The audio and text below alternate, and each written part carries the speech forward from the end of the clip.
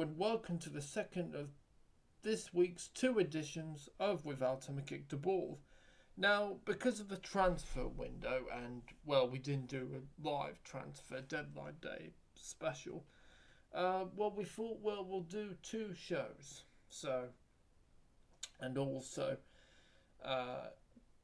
good friend of the channel and my mate Ben Carney, he was only available for one show, so I did a show with him, and then I did a show with Jordan and Sam. So, this show that you're about to watch now is the show with Jordan and Sam. And initially, well, as you'll see in the recording, I cut it out, but Jordan did talk a bit about the Premier League, but because I've not wanted to duplicate, the video that me and Ben did, well, I've cut out the Premier League chat, so this one is just all about the EFL and transfers. So, enjoy. Won by Blackburn thanks to goals from Mac Targate and a Todd Cantwell penalty, remember him? Of Norwich, yeah. And the consolation from Brad Potts of Preston. Moving on to Saturday's games, there was a 1-1 draw between Oxford and Bristol City. Greg Lee gave Oxford the lead in the 59th minute, but by that time, Bristol City were already down to 10 men. Mark Seitz equalised for them before they were down to 9 men. That's Williams and Ross McCrory, being sent off for the Robins. A 1-1 draw when you're down to 9 men. Probably. That's still pretty good. You take that. Yeah, solid result for Bristol. Pretty poor from Oxford, and in my personal opinion. To be fair, go on. There've been nothing but poor since Gary Rowett took over, so we'll give him that one. No, that's true, and I still don't think they've lost a game under him yet in the league. So that's pretty good going then. There you go. They're lost in the FA Cup though, but who cares about the FA Cup? Boo! Plymouth came from a goal down. What do you mean you care? Dude doesn't. Hang on, I've got to pick you up on that. Oh God, here we go. The FA Cup is the oldest cup competition in the world. It has brought joy to millions of people. It is an absolute stonewall of English football, and you claim to be a football fan and have the nerve to say who cares about the FA Cup. You can cut this out of your head, it will. No, don't cut it out, Will, because it's good. It's good. I want an answer. What gives you the right to say that? Oh God. Sam's waving his flag, Yeah, he's been way over the top. This is not my bag. I prefer the league. No, come on. That's it. That's what I said. No. What's your problem? I don't really like early rounds of cup competitions. So you just when we get to the quarterfinal. When we get to the sort of quarter-final stages, I'm all for it. But right now, where we are right now, it's not my scene. Shocking. But I've always been like that. Because the smaller teams are in it, and it's great. Yeah, listen, I don't disagree. And some of my favourite times as an Alex supporter have been in the FA Cup. We watched. We were at a game. I think you were there. You must have been. Where we took Derby County to a replay, and then obviously we beat them at Pride Park, and that was a great atmosphere, and it was on TV, and so I understand that. It's just not my. I'm just never really. I'm not really interested in the cup, and I never really have been. Carry on. Oh Yes. my god. You can get rid of all that, Will. What a load of crap that was. Well, I Um, was expected to hit Land of Hope and Glory and Sam waving his and flag, yeah. this is pure gold dust. What the people want to hear. So do not get rid of it. Anyway, carry on. if gold dust is shit, then yeah, it's gold dust. Uh, Yeah, your face is shit. Plymouth came from a goal down against West Brom to win at home park.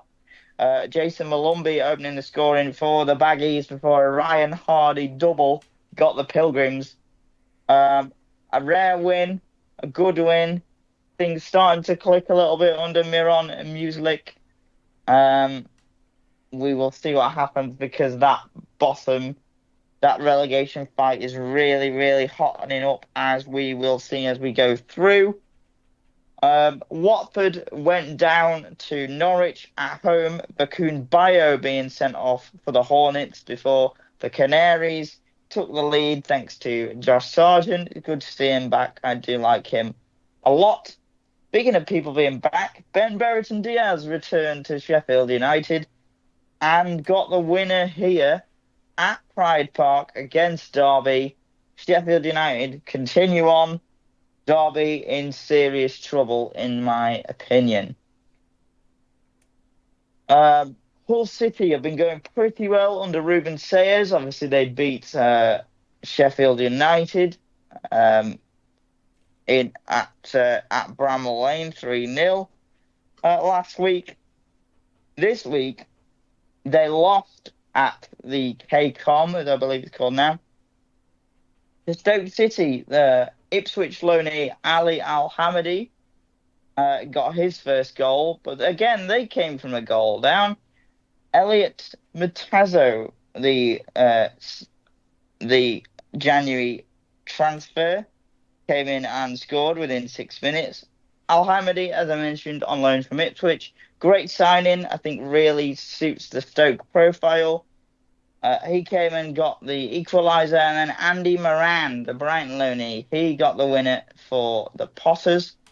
Talking about 7-0s, there was also a 7-0 in the EFL. Leeds beat Cardiff 7. Brandon Aronson, Manor Solomon, Dan James, Joel Perot twice, Willie Nonto, and Matteo Joseph to absolutely put the sword to Cardiff at Ellen Road. Wow. That's what we're doing to you. Oh, God, here we go. Leave it, will you? Um, 2 goals in 3 minutes. Looks like it set the pace for an absolute classic at the Den between Millwall and QPR. But it was only to be one more goal, and it went to the Lions. Millwall 2-1 winners. The goal scored, by Aaron Connolly, Alfie Lloyd for QPR, and then Luke Cundle again for Millwall. Burnley's, quite frankly, ridiculous clean sheet record continued with a 0-0 draw away at Fratton Park. Just unreal. I really, we can try and analyse it. I Scott don't Parker's doing a necessarily good know, job, isn't he, there? but they're not winning. That's the only thing. They're Oh, okay. incredible defensively, but they Is it don't score very much. It's very low margin. Oh, I is see, right, okay. So they're keeping clean sheets, but they're not winning. Right, that's interesting. how many goals have they conceded this season? At this point, I think they're still on 9. Remember last week you said they're on 9? I Oh, think they're that still was there. right, yeah, yeah. And they played twice since we last recorded because they played yesterday and won like 1-0 as well. So it's really remarkable what's going on there. A point for Luton at Hillsborough is also a pretty good result for me. 1-1 there. Alfie Doughty opening the scoring for the Hatters with a pretty good strike from range, by the way. Michael Smith with the penalty equaliser for Jeff Wed. Now, this is one that I've been excited to talk about for a while, and it's also got a little extra spice in terms of transfers. We'll talk about it. Swansea sold their longest serving player, been there 10 years, Matt Grimes. Coventry this week. It really didn't go down very well with the fan base. He's their longest serving player. He's the captain. He's also the best player. That's a really interesting decision then. Midfield metronome. And Coventry came to the Liberty and they won 2-0. Ellis Sims with the goal, and then Brandon Thomas Asante with an unbelievable strike over the goalkeeper from about 35 yards out. Genuinely, if you have not seen this, go and have a look. It's unreal. Frank Lampard has done an unbelievable job with Coventry. Took a little while to get going. You're excited. They've only done a few months. They're at the point now where they've won sort of 3 or 4 in a row. Very close to the playoffs now. Frank has completely, seemingly galvanised the confidence of the squad, and I don't at all think they've had a little run. They've got. There's the whole second half of the season yet. Don't get too excited. I know you. I'm not getting excited, but what I am saying is to go from 20th when he got them to now. They're just outside the playoffs is very. That's pretty good. Yeah, it's very, very good going, and to also get key players like Sims and Victor Torp to score again is really good going. Yeah, they're only 3 points outside the playoffs. They were 20th when he took over. They're now 11th, but obviously, like I said, 3 points outside the playoffs in a mid-table that is incredibly congested as usual. Yeah, I'm happy that Lampard things seem to be going well for him. Yeah, look, it has to be, and I understand that you can see a few results and get a bit excited, but it feels like the Coventry that we were seeing, the battling spirit, the good attacking play, the link up, it's all there. And I really. Did Matt Grimes play against Swansea? As far as I know, no, but I am going to double check the lineups just in case I'm wrong about that. No, he didn't play. Which I think was probably a good choice. Yes, but I think he only quite hostile, wouldn't he only signed from them. I'm pretty sure, like the day before. So, it is what it is. Right, moving into League One. Before we talk about any results, we've got 2 new managers. And we'll start with one that we talked about last week. We talked about Ian Evatt being sacked by Bolton. They brought in, well, it was heavily rumoured actually that they were going to bring in David Wagner, which would have been pretty good. Former Huddersfield manager, yeah. Pretty good coup considering what he's already achieved in his career. But no, they went for, I think, a better option in Steven Schumacher. Thoughts? You've got any? Obviously had a good spell at Plymouth. Was loved that. I think the Plymouth fans were hoping he'd go back, him or Ryan Lowe, and neither of them went after Rooney's departure. Yeah, I mean, it's a good place for him to rebuild his reputation. Not that it got much damage at Stoke, because everybody struggles at Stoke these days. Yeah, it's a bit of a poison chalice, isn't it? I don't necessarily think it did much damage to anyone. I'm not being horrible because I don't mind Stoke and I'm a Crewe fan, but I don't really have Arsenal. I don't really have an issue with them. And I used to enjoy watching like Tony Pulis's sides and Mark Hughes, but Mark Hughes was really the last manager where then it all started to go wrong once he left. So Steven Schumacher, is at Bolton, so good club as well. A big club at that level. And another club that even more than the Stoke, really like Bolton. Think Bolton, from us growing up, Bolton were They were in the off Premier League, weren't they? Yeah. the Premier League. Obviously, synonymous with Owen Coyle, Coyle. and obviously you can't think about Bolton without thinking Fabrice about Maramba. Fabrice Mwamba. So Yeah. Yeah. I And that's second when I pretty wasn't much. even into football, but yeah, I remember the news, yeah. here, Yeah, here, George, I have a thing for you, chance for you to get back at me here. Oh, Do this should be tasty.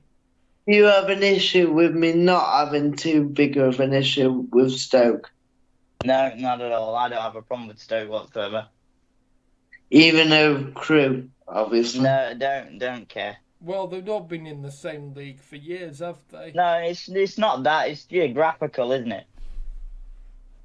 It's geographical, and like I spend a lot of time in Stoke. I know a lot of Stoke fans. Obviously, I work in Stoke, and where I work is not very far from the Bet365 whatsoever. So we always know when there's been a Stoke game because traffic is murder. Um, I I had a friend. This is a bit anecdotal and a little bit off topic, but I had a friend that I worked with who was a massive Stoke fan, and we would always talk about Stoke because at the time Stoke had Nick Powell, who was a Crew Alex legend, and so I Formerly of always kept my United, that Nick Powell. yeah, Yeah. correct. So I always kept my eye on Stoke, and that friend sadly is no longer with us. And because of that, well, not just because of that, but because of the bond that we kind of developed through talking about football and Stoke and Crew, and I know that he would keep an eye on Crew scores, and I would keep an eye on Stoke scores, and I've always done that, and I've always wished them well, not only because of the heritage of Stoke in the Premier League and Tony Pulis and Rory DeRapp and Crouchy, but also because of that. So yeah, in terms of that, I don't have any issue whatsoever. Touched your soul, as well. Yeah, Yeah, absolutely. Anyway, to get back to Steven Schumacher, I completely echo everything you've said. I think it's a much bigger club than Plymouth. Bit risky to say. Um, yeah, and they are a big. and and a much better squad man for man than he had when he took over. Again, a bit risky to say, but I think that there's all the tools there for success. But I think it's worth saying that I did say that when he had the Stoke job. So I'm really unsure. I think and we'll get into Bolton's result um, when I do the results. But think that there is, again, very congested at the playoff area. Sort of anybody from the top sort of the top six, seven, eight, nine, all the way down to sort of 10th or 11th, it can all get in there. So I don't know. I think most of it with Everett was a lot of like the way that he came across and how streaky they were. They weren't necessarily a bad side. I think the wheels were just coming off and he was losing things a little bit. But yeah, I think it's a good appointment. I would have much rather have seen a young English manager in than somebody like a David Wagner who's now had multiple jobs in England and was very successful at Huddersfield until he wasn't, and then was okay at Norwich until he wasn't. I'd much rather have somebody that's got a CV of going in at Plymouth and getting them promoted to the Championship, jumping ship for a bigger job, which you can't blame him for. it going wrong because Stoke's just a bit of a mess, and then being sacked there. So yeah, we'll wait and see on that one. A bit more of an unknown quantity is Wickham's new manager. So obviously they got rid of. Sorry, they didn't get rid of Matt Bloomfield. Matt Bloomfield left for Luton. And we've seen how that's gone so far. The man they brought in to replace him. Tell me if you know this name, Mike Dodds. Anybody? I do, but only because I heard his name on Soccer Saturday last week. Yeah. So he is the man that you will probably know, because when they sacked, I think it was Tony Mowbray, or when they got rid of Tony Mowbray, he was the interim basically for the rest of the season from that point, the Sunderland interim. A very good coach, which we've heard before from the likes of Narcis Pelak. West Ham. Yeah, and is really well known for the work that he did to develop Joe Bellingham and Sunderland's young players. So I'm really, really unsure about this. To be honest, I think that squad is Has he ever kind of. managed a job? Has he ever had a manager's full-time job? I can check that while you just pad for time. But as far as I'm aware, he's only ever been caretaker of Sunderland or interim. Right? Well, pretty much the same thing, isn't it? Yeah, I don't know about this one. I'll be honest with you. It's not one I saw coming. I hadn't seen any of the betting odds, so I didn't know who was in the running for it. Yeah, he's only ever been a caretaker of Sunderland. So Right. yeah, I really don't know where to place this one. But that's a really great squad with a really great togetherness, and they're in a really great place and performing really well. So we'll wait and see with that one. Let's jump into League One then.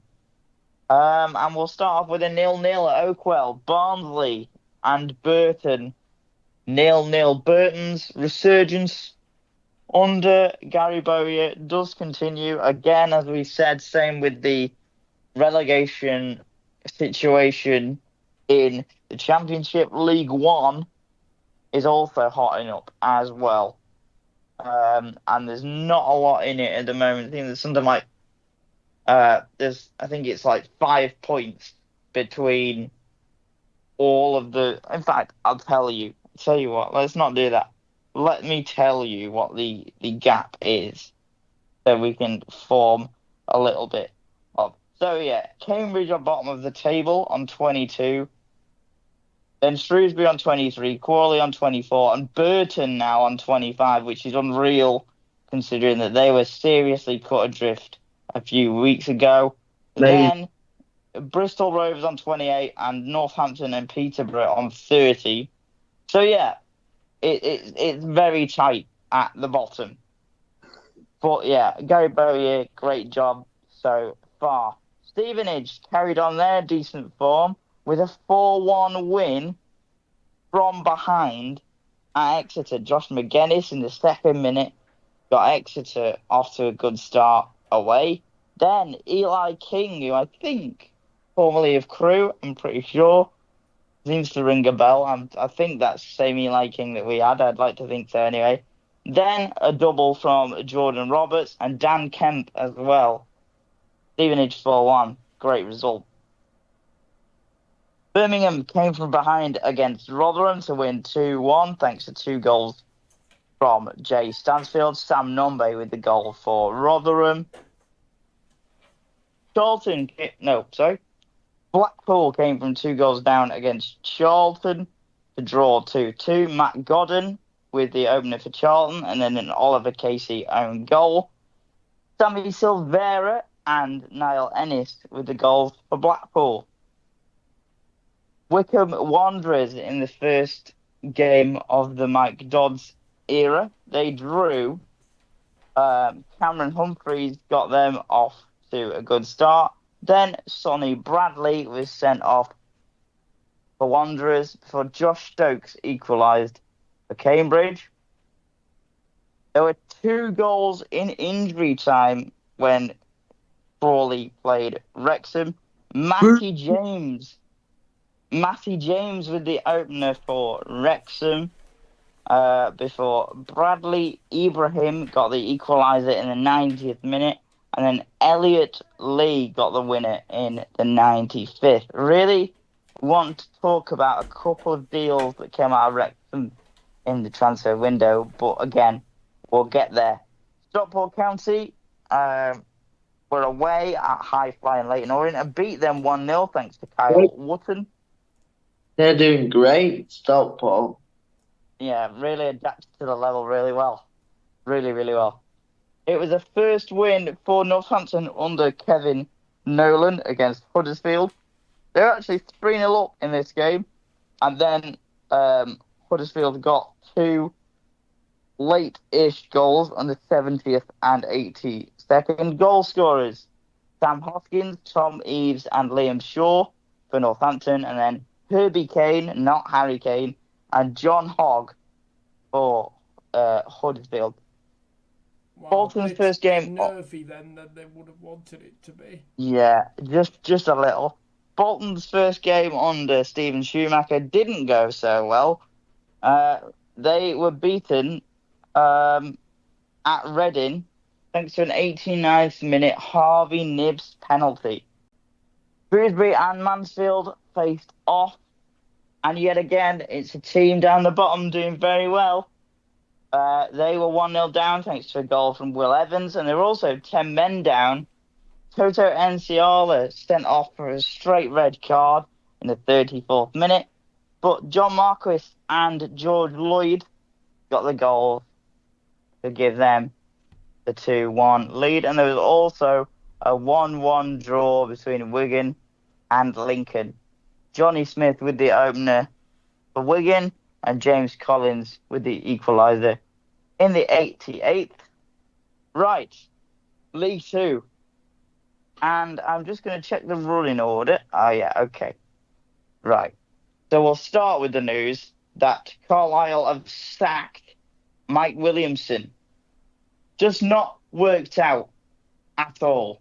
And at the moment when he came in, I think we were in agreement on this show, or at least personally, that it was a pretty good signing, considering that he managed to lift MK Dons from sort of lower mid-table to relegation trouble to a playoff semi-final.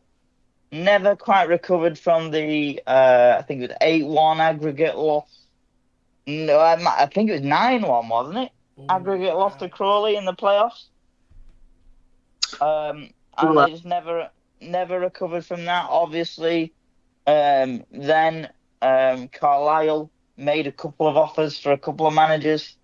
Lee Bell was one of them, but he didn't go anywhere. Mike Williamson did. I think it was a case of jumping before he was pushed because things were going poorly, and it's just not really worked out whatsoever. Where was Mike Williamson before? How long has he been at Carlisle for? He's been there for a few months now. So was he there at the start of the season? Not at the very start, no. All right, because we saw him. In fact, I saw him the other day when I went to watch Crew, and we had an unbelievable comeback against Carlisle. 2 goals in injury time to go from being behind 2-1 behind to 3-2 in front. Yeah, no. So he was at Carlisle from September. And where was he before that? MK Dons. And he got sacked from MK Dons, did he? He wasn't sacked. He left for the Carlisle job. Right. Oh, in fact. Let me just double check that. I don't want to say that and then be wrong, but as far as I'm aware, he wasn't sacked. No, it doesn't say here he was sacked, so I don't think he was. Right. I'm going to say that he left. But I think he was, yeah, like you said, I think it was, I seem to remember that it was a case of he didn't go, he was going to go. You know what I mean? He was gonna get the boot anyway, I'm pretty sure. If he didn't go. You know Yeah, what I mean? sometimes that's the way it rolls. Yeah. So yeah. The new ownership at Carlisle as well, obviously. American owners talked a very good game. Brought in Mike Williamson. It's an okay squad. It's not great, you know. Obviously, Sam, you were there for the Corrales game. I watched it. They battered us. And then Yeah, we they did, but their actual squad in terms of names isn't that great. And I know it's not about that. You know, I'd be really interested to see. Um, I'd be really interested to see what they do next. To be honest, because I think they're in some serious trouble. Anyway, let's crack on with League Two. Cheltenham left it very, very late to get the win over Chesterfield. Arkell Jude Boyd, what a name, with the winner in the 92nd minute for them.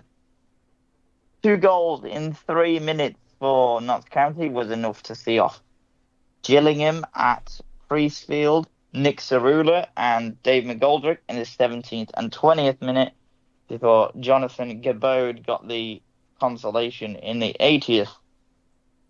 A battle between playoff chasers, Wimbledon, well, promotion chasers actually at this point. Wimbledon and Bradford faced off. Wimbledon getting the win 1-0 thanks to a goal from James Tilley. Grimsby went away to Bromley and came away with a 2-0 win. Danny Rose. Now this goal is really unbelievable. He's on the floor. He gets the ball between both of his legs and manages to flick it into the goal. It really is a strange goal. If you've not seen it, you uh, definitely must.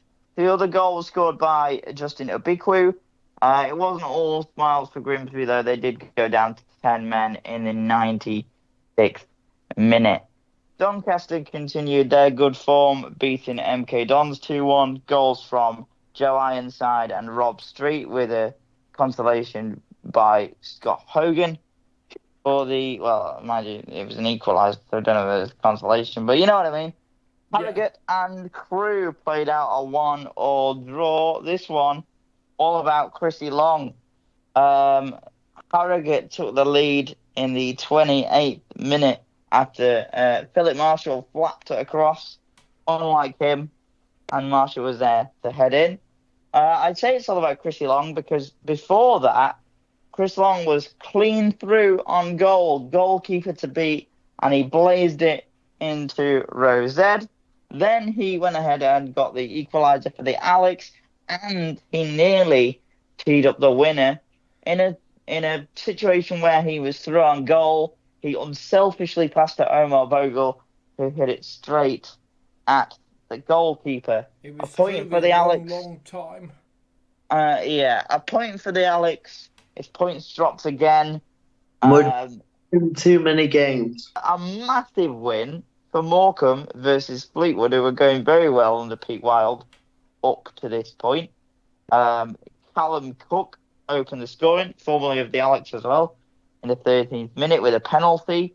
Then James Bolton got the equaliser on the 41st minute.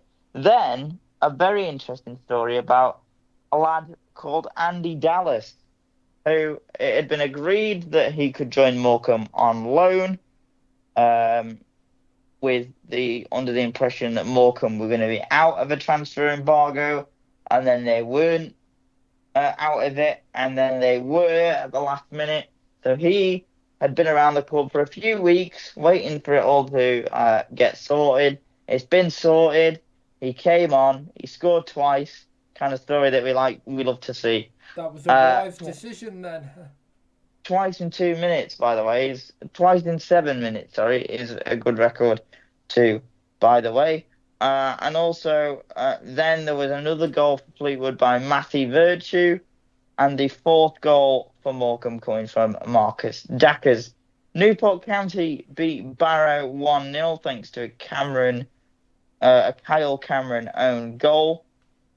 Port Vale spent most of the game with... Boo! Yeah, you can boo them. Port Vale spent most of the game with 10 men. Tom Sang being sent off in the 13th minute, but they still managed to get the win. Jaden Stockley in the 7th minute with the opener. Tyler Walton equalising for Accrington before Laurent Tolage got the winner. Colchester went to Tranmere and came away with all 3 points. 3-1, 2 from Lyle Taylor and another from O'Hara Edwards. The Tranmere goal scored by Christian Dennis.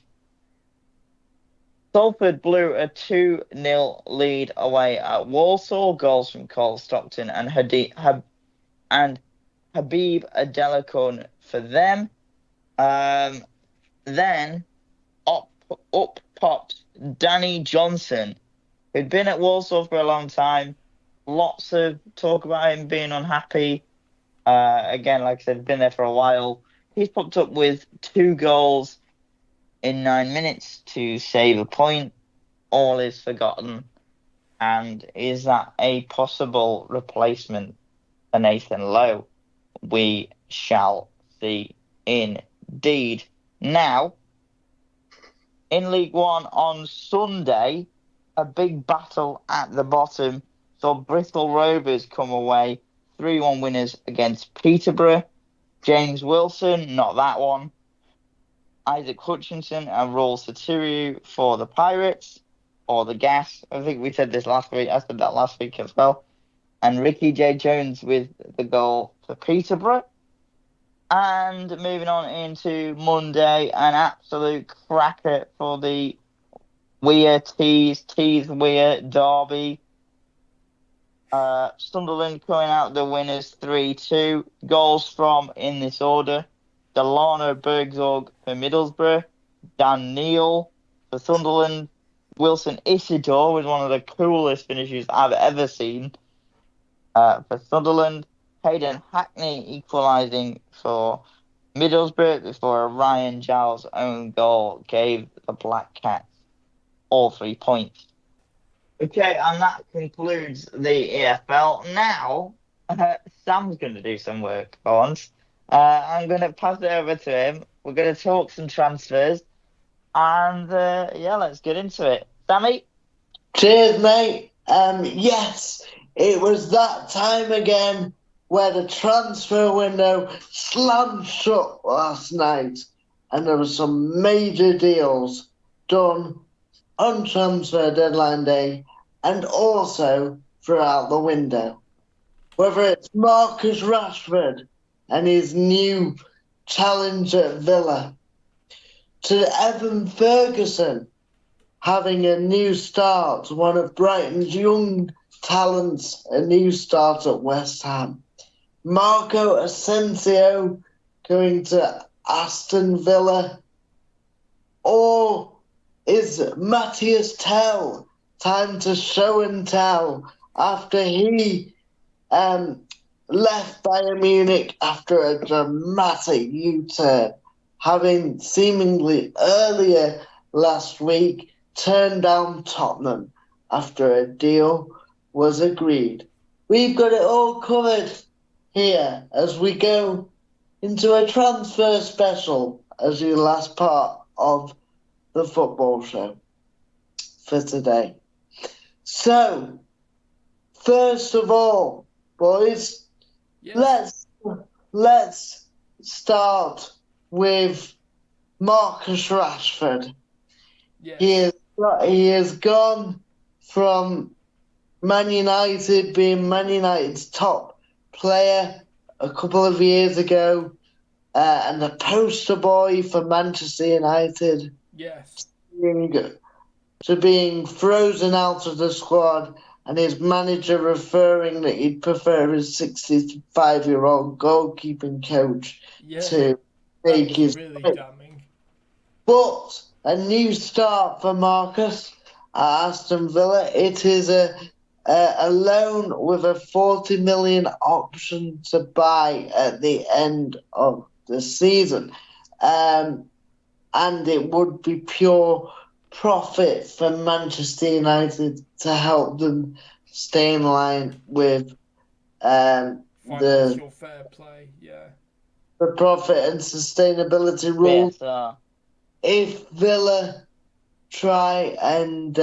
if Villa decide to take that option up. So, Marcus Rashford, boys, a brilliant talent, a brilliant player for Man United over a number of years. Yes.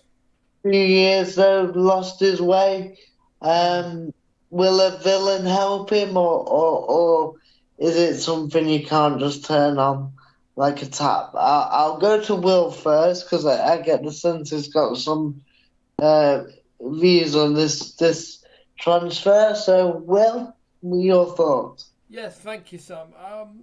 I think, I was saying to George off air, Rashford is really going to have to knuckle down now. He's got the move not really that he wants, because he wants to go to Barcelona, but at least he's out of United. But if he thinks, that Amorim, Emery is not going to tolerate a bad attitude. If Amorim doesn't, then Emery is going to be much worse, I think. Yeah, it strikes me as being a person who runs a very tight ship and is very big on discipline. And so, yeah, Rashford has got to knuckle down now, and we'll see how it goes for him at Villa. Do you think he fits? Do you think he fits in, Will, with that team and Sam as well? I don't know. Had Duran not gone, then I don't think they would have bought Rashford. But because Duran went, I think now that they've got that spot to fill, then yes, I think he will fit in. Yeah. Yeah, I mean, for me, it depends what Rashford turns up. You can't turn it on and off like a tap, and this man's been off it for 2 years almost. Yeah. So you can't turn it off and on like that. So, yeah, I think it's a gamble, but I think it's a gamble for Villa that they can afford to take. And United, Amorim obviously doesn't want to. I think it's sad. I like Marcus. I like him as a person. I know he's made a few mistakes recently, but I think he's a good guy. I think he's just lost his way a little bit. But at least I think it's good, at least for United, that this issue was at least resolved, at least for a little bit, because Amorim, must be so fed up about being asked about Rashford, and so at least as a manager, you don't want off-field issues. No, but it's impacting. sad at a time where the club is really struggling from where it's been. Put it in perspective. Struggling is different depending on what level you're in, but on what level you're at. They are struggling. There's no doubt about it, and not just on the pitch, but the whole Dan Ashworth departure as well, which is absolute chaos as well. Yeah. But I think it was a time where Marcus really could have stood up and been counted as one of our own. Yes, and he came from the academy as well, so this one will really hurt. So I feel sad. I feel sad more than anything. I don't feel angry. I just feel sad. George, your views on the move to Aston Villa and what it might or might not entail for Rashford, and also maybe the long-term future of Marcus Rashford at either United or Villa. Or somewhere. Yeah, the reason that I opted to go last is because I wanted to deep dive into Villa's transfer dealings as a whole. But of course, we'll start with Rashford. As we already mentioned, losing Duran, a shocker, to be honest. Yeah. A real shocker. I mean, it's one of those you read about it, but you don't actually think, oh, they won't let him go. Surely they're still in the Champions League. The season hasn't It's finished yet. from his perspective that I can't believe he's gone to Saudi, to be honest. Yeah, but it's also, I think they signed him for like 8 million and then sold him for 71. So, Well, in which case that is good business. I mean, it's ridiculous. And for something like PSR as well. If I was him, I wouldn't want to play in Saudi Arabia. Rashford, I think, is a great signing. I think even if it doesn't really work out and he doesn't play as much as he might like, I think it's still a good signing. I just don't really know whether he's going to play. For me, I would keep Watkins as number one striker for a few weeks until Rashford gets back to match fitness.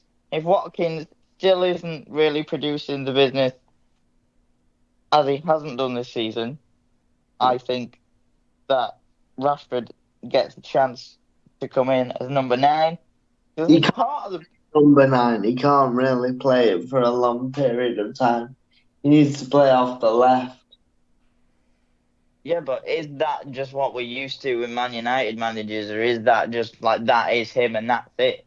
That's him, in my opinion. I don't know. It's an opinions game. I don't know. I do not know where he fits. But then it depends what Rashford you get as well. But you've also got to think they've just signed 2 wingers in the window. They signed Marlon from Dortmund, and they signed Asensio on loan. He's a great player, by the way. Well, they're both really good signings. So for me, I think Asensio was an attacking midfielder, number 10. I can play pretty much anywhere, that guy, to be honest. Right. So for me, I think that Rashford has to play up front because I don't think they've got that. You know, they've also Ramsey, Bailey, Rodgers, yeah. So he has to be coming in to play number 9. Otherwise, because Villa have gone from having very few options to a lot all of a sudden. Yeah, listen, I really like I said, I really wanted to talk about Villa's transfer. Really wanted to hone in on Villa transfers because I really like what they've done. I think Marlon is an interesting one for sure. I probably know the least about him. But I obviously, of course, we know how good of a player he is. Champions League finalist last year with Dortmund, etc. You know, then you've got Asensio, which is an unreal coup for Dortmund, in my opinion. Not Dortmund, Villa, sorry. Real Madrid, wasn't he? Champions League winner. Not necessarily worked out at PSG, which is probably why he got the opportunity to go to Villa. That's often the way if you go to PSG, it doesn't work out for you. They're trying to sign him in the summer, apparently. Yeah, and Disassi going to Villa. Yeah, good. I don't mind Disassi. I don't use him a lot more of him as a I really like him, but I think he was kind of semi part of the quote unquote team conference league squad. Quote unquote bomb squad. He was kind of, there was a lot said that they were he was one of the ones that could go, but Maresca was willing to use him, whereas obviously with a lot of them, like he wasn't willing to use them. Yeah, like Chilwell, who we'll get on to in a bit. Yeah.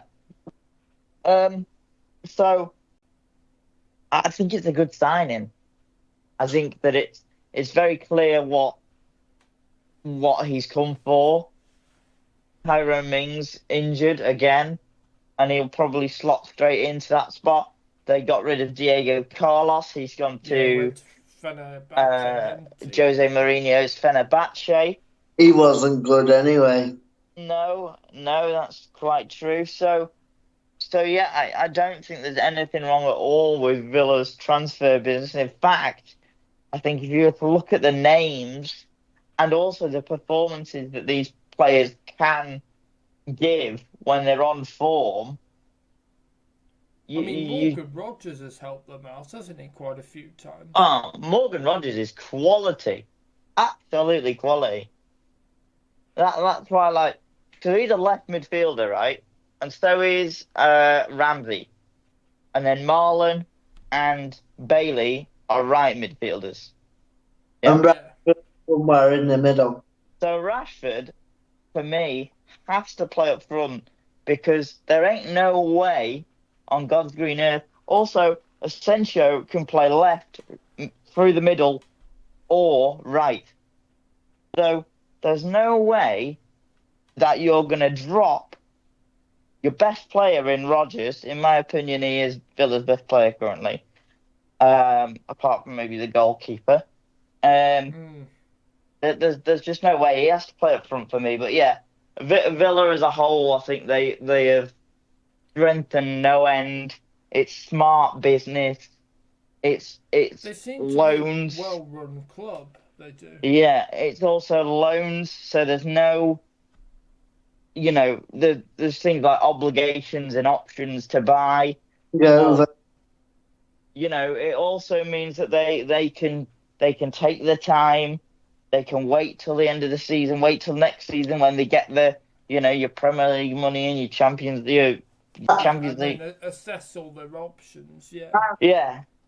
So half the money they got for John Duran because of the loan stuff. Yeah. So it's incredibly smart business from Villa. Come in, to be honest. Yeah, I think it's disappointing that it's got, especially when your club is still in the Champions League, and think, all right, wait until the end of the season. Going back to Rashford a second, do we think, in a way, it's an upgrade for Rashford for not playing very well for? Absolutely. By the way, like it's so clever again from Villa, and also Rashford because he's in a Champions League team. Oh, yes, that is true. Actually, yeah. It's an absolute blinder from Villa are in a much better place than Manchester United, which who would have thought that? And the thing is that somebody like Unai Emery will probably get the best out of him. It's a win-win deal. Yeah. It really is. It's really smart business. And also, from a cynical point of view, Rashford might play really well for a contract and then revert to type again. Who knows? That is true. Yeah. Well, that is very cynical. It is, but yeah, I think that there is some sort of truth within that. It could definitely happen. Not me having a go at Marcus because I like him, but yeah, are we ready to move on? Yes, I think so. I just wanted to. I'm sorry to cut across. I wanted to just point something out that is completely separate to this, but obviously we're talking about Disasi going to Villa. I wanted to talk about the Chelsea outgoings. So the three major ones, of course, being Disasi out on loan to Villa, Chilwell out on loan to Palace, and also Carney Chukwuemeka going from Chelsea to Borussia Dortmund. We also told Cesare Casadei as well, a little bit before deadline day, but he never really got going. And I think we did okay because we pretty much got our money back and also something like a 20% sell-on fee, so not too bad. I mainly wanted to sort of talk about Chukwuemeka because I find it so interesting, the English players that go to Dortmund and just do so Yeah. well, and also the English players that go to Germany in general. You know, Seems to really help them, doesn't it? Not just English young players that go to Dortmund, but young players in general that go to Dortmund. If you yeah, think I mean, and Haaland, also yeah, he like was there. again, like sort of Germany in general, because I think like Musiala obviously came out of Chelsea's academy, went to Bayern Munich. Serge As Gnabry, yeah, formerly of Serge Arsenal. Gnabry was from Germany, Oh, left sorry, Germany at right, okay. 14, went to Arsenal, all that stuff. But yeah, Dortmund especially, you look at, what they did with Bellingham, what they did with Sancho, what they've done with guys on loan from the Premier League like Ian Matson, for example, Oh, yeah. who Former was on Chelsea loan. player, of course. Yeah, who was on loan at Burnley a couple of seasons ago, I think 2 seasons ago, and then went to Dortmund, got into the Champions League final, got a good move again to Villa. Uh, Currently, they've got a young lad on the left wing, Jamie Bino Gittins. He's English. He's doing very well. Yeah. So I don't see any reason that this won't be a success either. I just want to bring that one up as one to watch because I do think that he will do well. And I've always had a little bit of a soft spot for the Bundesliga. I've been banging that drum for at least 10 years now. Sam will tell you. And by the way, I'm talking about outgoing. Chelsea also got rid of João Felix to AC Milan, which is also a straight loan with no obligation or option. I No, honestly thought the Chilwell deal to Palace, I thought that would have an obligation to buy, given, Maresca. Chilwell doesn't fit into his style, so Yeah, that did but to be surprise fair me. to Maresca, right? To be fair to Maresca, I'm talking more about Maresca because apparently a lot of that bomb squad were decisions made by the technical director and the director of football. We've Oh, talked right, about I that see. already. We talked about that last week or the week before, whichever week. Yeah, it was 2 weeks ago now. I can see it happening that Chilwell does very well at Palace, although it does make me feel a little bit bad for Tyreek Mitchell, who's usually left back. He's a very good player. Uh, but there you go. But with Chilwell, they're Um, getting a Champions League winner, England international, so definitely an upgrade.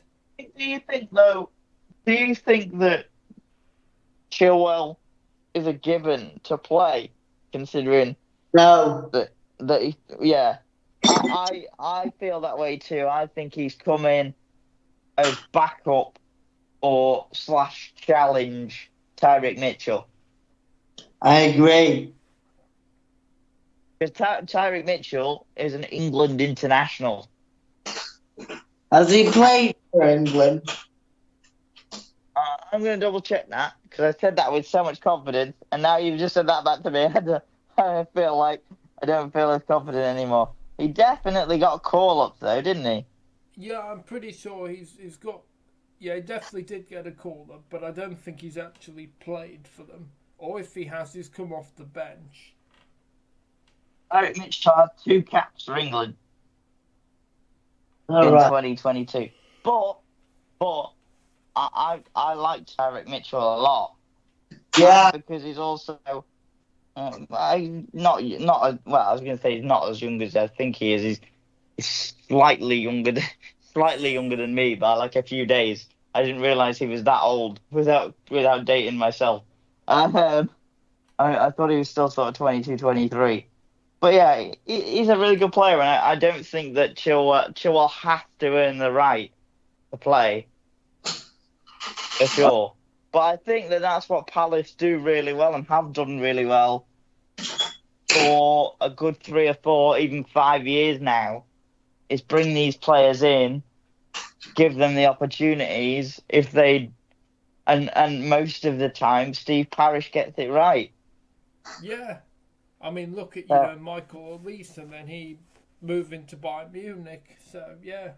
I also feel like because it's a straight loan with no obligation or option, low risk again. Yeah, and a good player having your squad. Yeah, Chilwell's a great player. Yeah. Yeah, I 100% agree.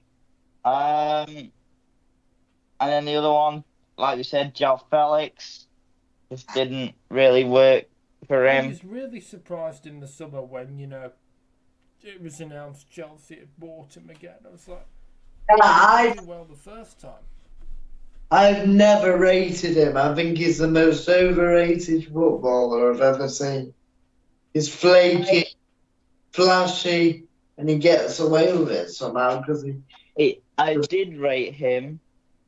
I was very excited when he came to Chelsea the first time. Obviously, he got sent off early doors for Chelsea in his first loan spell. I think that Frank Lampard, well, that whole squad that Frank Lampard had to kind of try and put together was a mess anyway. I don't think he knew what any of those players' best positions are, but especially when there's somebody as versatile as João Felix, who can play in loads of different positions, but didn't really seem to play any of them very well. Yeah. It's a bit of a weird one. I does think to Pat for me, he doesn't. Yeah, it just. Some players don't yeah, fit the English game as well. I think that when you look at AC Milan, it's another one of those deals that I like that they've done, which they've done for a while now. I.e., I think getting Abraham in on loan from Roma is a great one from them. I think taking Loftus-Cheek off of us and Tomori off of us were great deals as well. Yeah, they seem And then to have a good relationship then with Chelsea. Yeah. They've also signed, of course, Kyle Walker, which I'm sure we might get on to into a little bit. But yeah, I think it's more of a on loan, but he's definitely going. It's one of them. Yeah. Because it was a very kind of time to say goodbye kind of things. The other thing I wanted to mention about Chelsea is I'm very, very glad that we kept Nkunku. Yeah, I feel very sorry for Nkunku. He's been a brilliant player and has had a lot of injuries. Maybe for his career might have needed to go out on loan or. Yeah, but don't you think that part of the problem that he's got is that Nicholas Jackson adds so much to that team, even though he doesn't score very many? Well, he does score a lot, but not as many as you might like. That it's really difficult for somebody like Nkunku to actually get in that team. I agree. Yeah. Yeah, it's. I think a fit and firing Nkunku would have been in, but I just think he was so injury prone. Chelsea had to act, and he's not really had the opportunity. Yeah, when a player is injured more often than when they're on the pitch, then you do have to get rid. I agree. There is one. Arsenal will be getting rid of Tomiyasu, in the summer, because it's pretty much been a disaster for him. I really like Tomiyasu. I like him, but it's difficult when he's injured so much. Yeah. There is one last thing that I do want to mention, just quickly, and then I'm gonna have to drop off because I've got some things I need to do. Okay. Actually, first of all, let me finish my point on Nkunku. I would have been devastated for him to go to Man United. Yeah, I don't think he ever would have gone there. Him going to United and Garnacho going to Chelsea. It's a complete and utter downgrade, and they've got Fernandez in his position, or I imagine that he might have played as striker, which isn't necessarily his position. Yeah.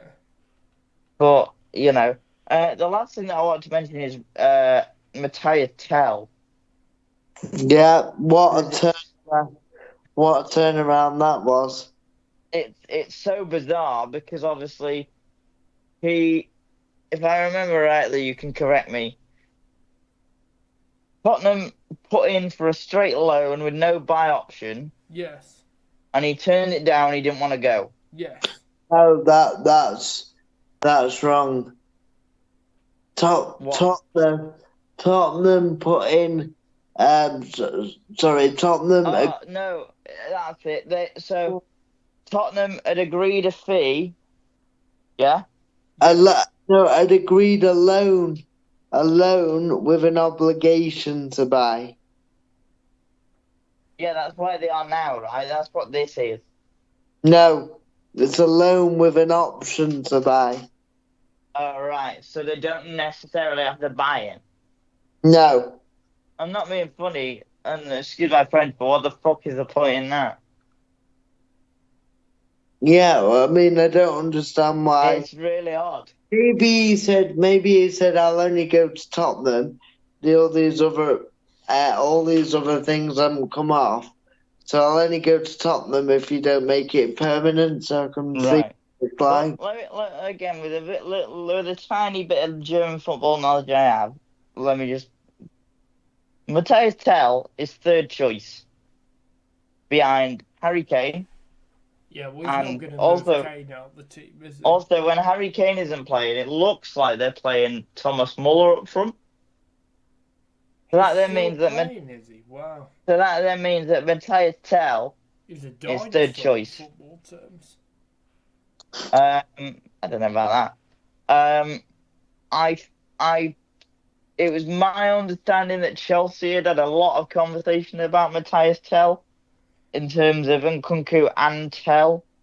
I think that was Yes, that was the first one that started it off, wasn't it? that, as far as I was aware, that was pretty much agreed. And then Chelsea backed out of it because they didn't want to get rid of Nkunku. Yes. So then, and I think that's part of the reason why he didn't want to go to Spurs, because I believe that when you're in a position where you've got a Champions League club chasing after you, then you've got sort of a currently lower mid-table side. Club in the Champions League versus a club not playing in the Champions League. Apparently, Ange Postecoglou Phoned him up, yeah. Oh yeah, he spoke to him directly on the phone. Yeah. It also came up, I saw this courtesy of Fabrizio Romano, who, if you don't know who Fabrizio Romano is, he's an absolute, he's the transfer god, isn't he? Yeah. Chelsea apparently had attempted to persuade Tell to come back again by speaking to him while he was at the airport on the way to Spurs, okay. But he'd already agreed and he decided that he wanted to go. In terms of what he'll actually do there, he's definitely a quality player, but would he be starting every game? He's still young, isn't he? The Solanke injury, is it long term? I think it's about 8 weeks. That's quite a lot. Yeah, but he's been injured for a while, so it can't be 8 weeks from now. I think even if it's 8 weeks from now, if he's might just take you pretty much towards the end of the season. But yeah, well, yeah. I hope it works out. He's a good young player. Yeah, it's going to be interesting to see how he gets on. Yeah, I'm not 100% sure on this one, but what a saga, eh? It's a bit of a mess. I thought Arsenal would go for him, really, and I thought he'd be going to Arsenal. Yeah. Anyway, on that note, I've got to jump off. So I've got some things to sort out for the morning. Right. But it's been an absolute pleasure, everybody. Thanks a lot, and catch you next time. All right, buddy. Take care. All right, George. Take care. All right, boys. Thanks. See you. See you. Bye. Cheers. Bye. Bye. Yeah, so a very interesting thing there, Will, about Matthias Tell. Yeah, And and it'll, really, I thought Arsenal, really could have done with him because as another striker, really. But yeah, not to be. yeah, Arsenal decided not to or couldn't buy a striker, so yeah, they probably needed one. I'm surprised they didn't go for Evan Ferguson, who's gone to West Ham. Yeah, I think Just they're for waiting for, well, maybe if Guacaras doesn't go to United, then maybe he'll go to Arsenal maybe in the summer. Do you mean Gyökeres?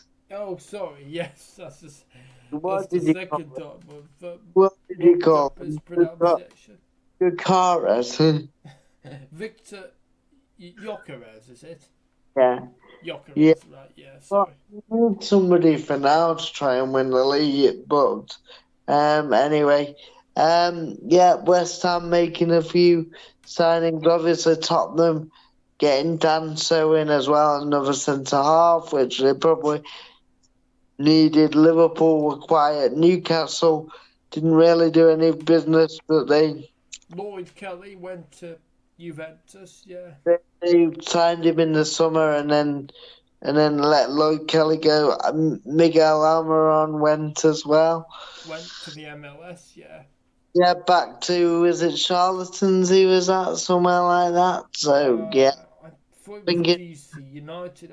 I know it's definitely an MLS club, yeah, yeah. I think you're right. Um, so, yeah, but they've not really replaced them with anybody, so they're in a weaker position. Manchester United bringing in Patrick Dorgu, Aidan Heaven yeah. from Arsenal. Hopefully it'll be a match made in heaven. He's But one for the future, isn't he, Heaven? I imagine he's not going to be playing in the first team. He'll probably go to the under 23s. we'll let Rashford go. Um, and really, although it's a good deal for Rashford, have we really strengthened the squad? Not really, apart from this Dorku. So yeah, it's gonna be interesting. Yes. And then you've got, um, obviously Wolves bringing in some new centre halves, but also buying, keeping Mateus Cunha, which is Yes. a massive thing for them. Southampton brought in a few new players, but are quite a bit doomed, probably. Yeah, I don't think they're going to stay up now. Yeah, But and then, like Jordan said, maybe, maybe they will. Maybe they will pull off a great escape.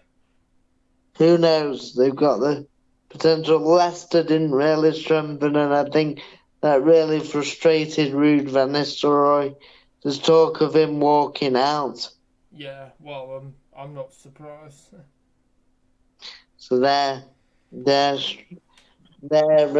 struggling.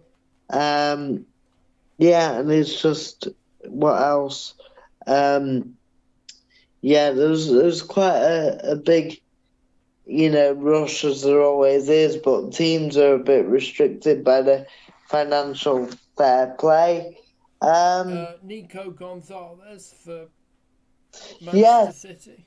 City getting in, well remembered. Well, yeah, City getting in a defensive midfielder. Which that was quite a bit of a nervous wait because I was watching the Sky Sports transfer live stream on YouTube and yeah, no, it was a bit of a nervous wait. I think Porto wanted to wait until they'd finished because they had a game on that day, and yeah, they managed to get the deal done.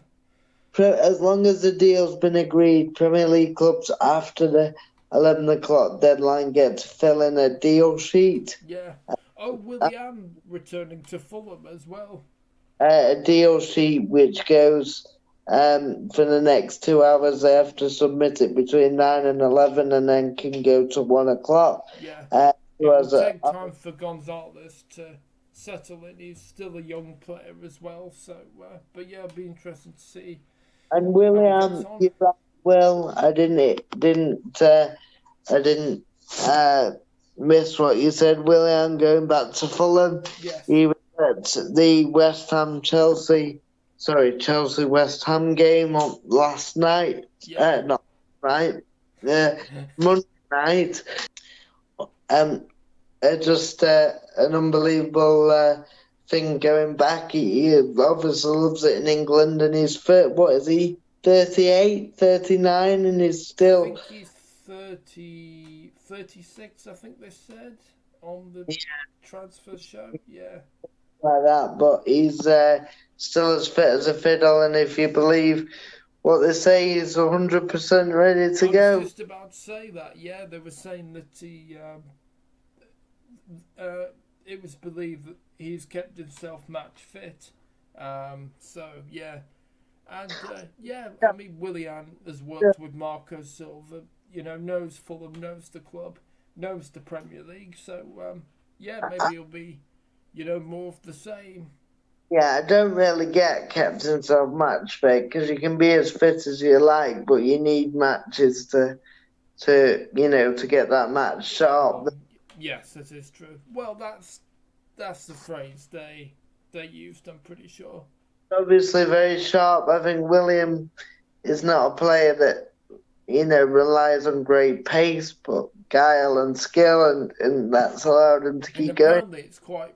They were saying, sorry to interrupt you, son, but it's quite rare that he gets injuries. Yes, your biggest tick box if you were signing an older player, Will, no injuries, Oh yes, yes. which always makes you happy. Because I know you're not a big fan of players that pick up lots of injuries. Which I get, especially at William's age, you need to be sure, don't you, that Well, it's good. yes, exactly.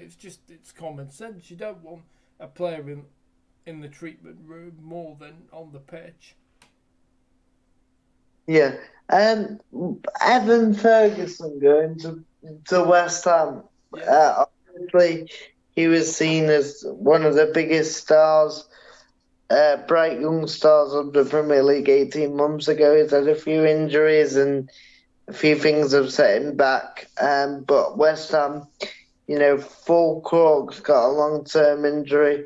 Mikel Antonio's going to be out till at least next season, the start of next season. So, what do you think of bringing Evan Ferguson Well, I in? think the good thing for him, he's worked with Graham Potter before at Brighton, so I think he'll know how to get the best out of him. You know, He didn't really play a lot for Graham Potter, did he? He played more under Roberto, oh, sorry, yeah, that's right, yeah. but Um, he did. Potter did give him his debut and stuff. Yeah. yes, I think, yeah, a lot of the headlines, focused on, Graham Potter going for one of his old players, so that's, that's sort of why I thought of that. But yeah, it's going to be interesting. And Having a manager that knows him when he's sort of it's very helpful, I think. Yeah, help him. Yeah. because you know what to expect, and yeah, I hope it goes well for him at West Ham, and also, I hope it'll be interesting to see how well Graham Potter continues to do there. It seems to be a relatively good fit for him after the I like Chelsea it. setback. Yeah, I like the fit. I think it's a good fit for him. I didn't I didn't hide it that Julian Lopetegui wasn't my favourite Spanish cuisine, but and I didn't really like him when he was at Wolves. Just his personality and also his football, and just didn't think he was very good. Yeah, So well, the fans didn't like him either. So yeah, and Yeah. it's one thing having an unpopular start to football, but getting results. But if you're not getting both of them, then Well, you're I doomed. say, however much people like style, results are always more important than style. Yes. But you could It, argue that football is an entertainment as well. People, pay. yeah, become more like that, but I still think results. I'd rather have a manager that's getting me results than just a manager that plays sexy football but lost every week. Yeah, So I think there's swings and roundabouts to it, yeah. I think both points are valid, yeah. if you can get both, great, but a lot of the time it's Yeah, a lot not. of the time it's basically one or the other, isn't it? It's very hard to get the balance. Mm. And you've got to be adaptable. Are there any other transfers you want to talk No, I about? don't think so, mate. No, I think we've covered all the big ones. I mean, we'd be here for another few shows What, because there's what, so much deals what that go through. we will do, if it's all right with you, is I know that George wanted to talk about the EFL transfers, but as he's the Mr. EFL man, because I don't really feel in a position where I can deep dive into the EFL Yeah, because transfer. he is the EFL king, as I refer to him. So yeah, I don't know about you, Will, but I don't know a lot of EFL transfers. yeah. I can't think of any at the top of my head. No. I mean, there are loads, but Well, yeah. basically players that I can't think of any players that I've heard of that have been The only one I big would say is transfers. thank goodness on our last note, Crew have kept hold of Mickey Demetriou, our centre half, who is like Virgil van Dijk of League Two. Right. He's brilliant, and to be honest, MK Dons have tried to sign him, but we've managed to keep him. So, Oh, that's um, good then. Yeah. got, Right. Do you want to take us home then, Sam?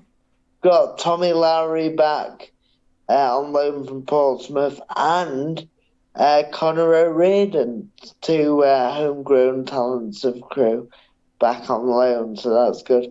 Anyway, right, yes, I'll take us home. Just give me 1 second. Here we go. So, you still there, Oh Will? yeah, yeah. Still there, mate. Yeah. Yeah, no, just checking. So, the picture's gone on my phone. Oh, Anyway, never mind. I would just like to say thank you, everyone, for tuning in to another episode of Without Having Kicked a Ball. I did say the football show before, and that was a blooper. So, yeah, another episode of Without Having Kicked a Ball is done and dusted. I'm yeah. aware that the transfer show section was quite short, so we will get George's views on the EFL, Yes, we will. Yeah. Next week. the, Yeah. the EFL King. All our new viewers on Spotify, welcome. And I hope you enjoyed it and have enjoyed the few episodes so far that have gone on to Spotify. I think there'll definitely be more and more. And also, don't worry if you didn't know, it's still the show is still going to be streamed on YouTube as well. So we're Yes, just exactly. widening the net. Yes, Um, exactly. all that's left for me to say then is a big thank you to Will Thank you, and mate. Yeah, it's been great. We're good discussion tonight. Really enjoyed it, and see you next time. and a big thank you to George as well as to go off. Thank you, mate. Although I don't agree about the FA Cup, but there we go. Oh But yeah. make sure you keep that in, Will, because it's good debate to have. Yeah, I will, mate. Yeah, definitely keep it in. But it's good. It's good when we get opinionated on stuff. Yeah. And he didn't make it tonight with his hamstrings. We were What is told it with you and hamstrings? that Ben Carney's hammies were he was maybe going to be fit enough to take a punditry role, but it wasn't meant to be. So a big shout out to you, mate. I know you've started uni and you've got a lot going on. So yeah, I hope all that's going well. And a shout out to Robbie as well, who Yes. sometimes makes a special appearance on this show. Right, please do like, share, comment, and subscribe to the TubeMix YouTube channel or to Spotify. Come and I presume on Spotify that people can subscribe. Yeah, Well, they can share it. They can follow it. They can follow it. yeah. So please follow us on Spotify, and yeah, please do get in touch as well on either of those platforms on things that you want us to talk about on this show and stuff. Yes, we'd love to hear from you. Yeah, absolutely. We always have ideas, but this is a show by football fans for football fans. So please get in touch. Right. Well, I think I kicked my last ball. So more from without having kicked a ball. Good night.